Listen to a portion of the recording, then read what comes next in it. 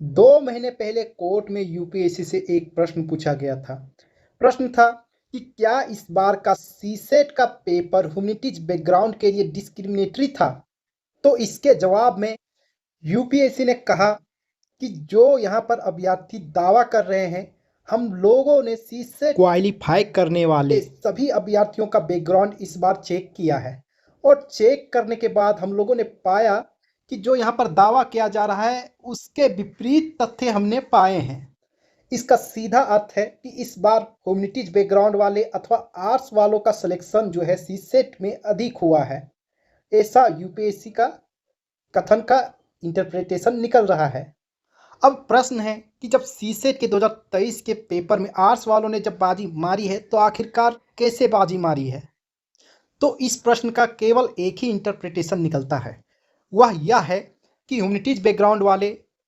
इस बार के मैथ और रीजनिंग को बहुत कम क्वेश्चन को सॉल्व किए हैं, क्योंकि वह पेपर इतना टफ था कि यहाँ तक कि आईआईटीएन और मैथ बैकग्राउंड वाले लोगों को भी एक क्वेश्चन बनाने के लिए 5 से 8 मिनट लग रहे थे। और इसी कारण अधिकांश अभ्यर्थी जो साइंस बैकग्राउंड के भी थे, इस बार उनके लिए भी सीसेट बहुत ही टफ हो गया था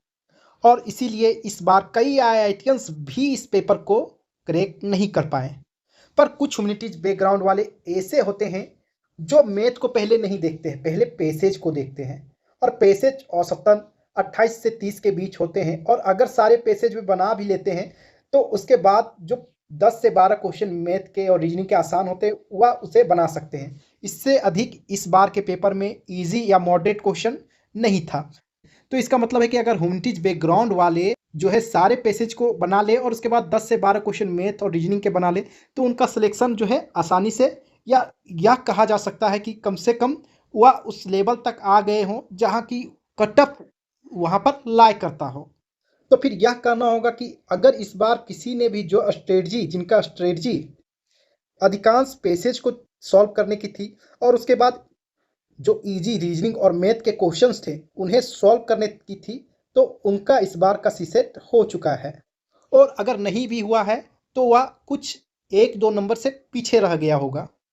अब एक केस मैथ वालों के लिए भी ले लेते हैं। अगर उन्होंने जो 50 मैथ और रीजनिंग के क्वेश्चंस थे वह काफ़ी डिफ़िकल्ट लेवल के थे, तो जनरली वह तो बना पाएंगे नहीं सारे, लेकिन जनरली इनका आदत होता क्या है कि वो चाहते हैं कि ये क्वेश्चन नहीं बना तो चलो नेक्स्ट बनाते हैं और लगातार कुछ क्वेश्चंस बनता ही नहीं जा रहा और आगे बढ़ता जा रहा है तो टाइम भी तो ख़त्म होता जा रहा है और ऐसे में हिट एंड ट्रायल करते करते बहुत सारे क्वेश्चन बनते ही नहीं और टाइम ख़त्म हो चुका होता है। तो ऐसे में मैथ बैकग्राउंड वालों को भी इस बार काफ़ी दिक्कतों का सामना करना पड़ा है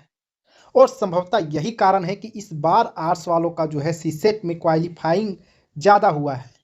पर ये सारे इंटरप्रिटेशंस यूपीएससी के आर्गुमेंट्स जो उन्होंने कोर्ट में प्रस्तुत किए हैं उसके आधार पर दिए जा रहे हैं